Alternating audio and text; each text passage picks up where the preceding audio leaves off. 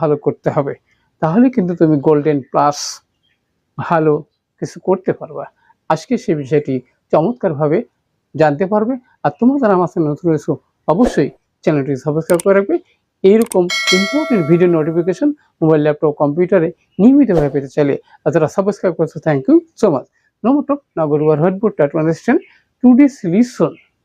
A special use of phrase and words for completing sentence. So, get start.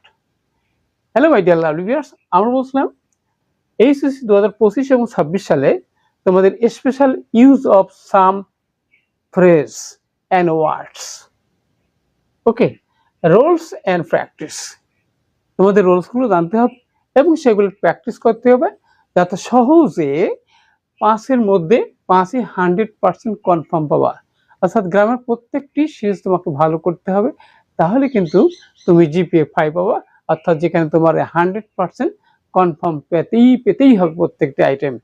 আমাদের episode হলো 252তম video.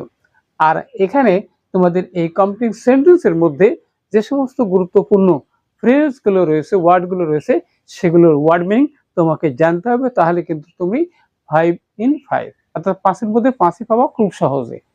তাহলে দেখো বন্ধুরা, উড ইউ মাইন্ড মানে প্রস্তাব দেওয়া।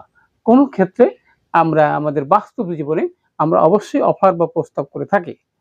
এবার ইউজ টু মানে অভ্যস্ত, কোনো কাজ অভ্যাসগত যদি বোঝায় তাহলে সেখানে আমরা ইউজ টু ব্যবহার করব।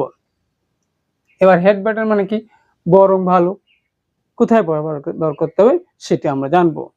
আবার ইট মানে ইহা প্রণমন, কোথায় বসাতে হবে।